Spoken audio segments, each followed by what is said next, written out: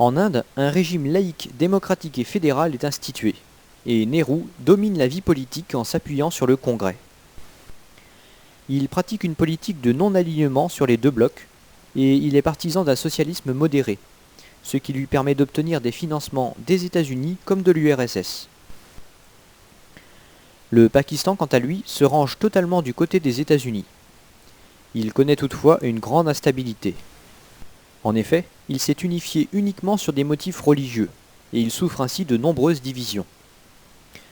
Par ailleurs, la population du Bengale se sent délaissée par les dirigeants du Pakistan occidental, qui se comportent en colonisateurs.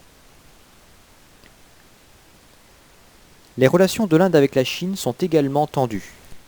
La Chine annexe une partie du Cachemire en 1957, et l'armée indienne, trop faible, ne peut riposter.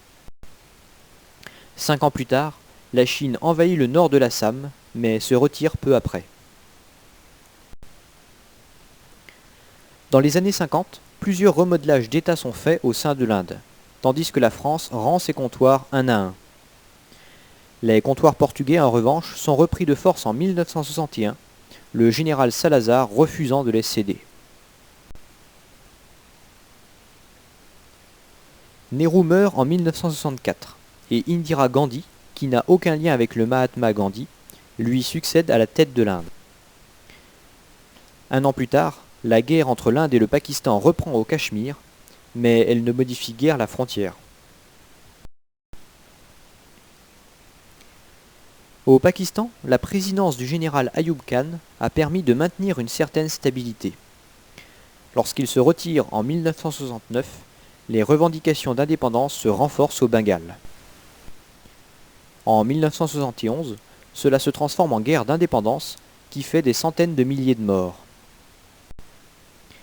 Avec l'aide militaire de l'Inde, le Pakistan oriental obtient son indépendance sous le nom de Bangladesh.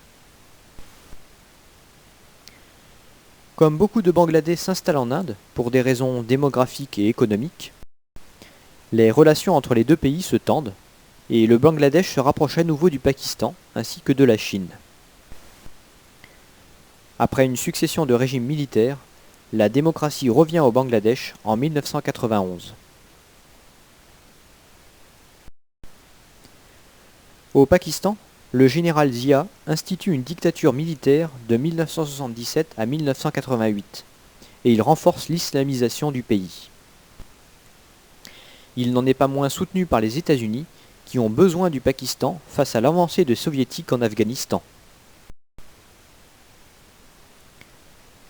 La démocratie revient en 1988, mais en 1999, la tension entre l'Inde et le Pakistan à propos du Cachemire reprend de la vigueur, tandis que des essais nucléaires sont menés dans les deux pays.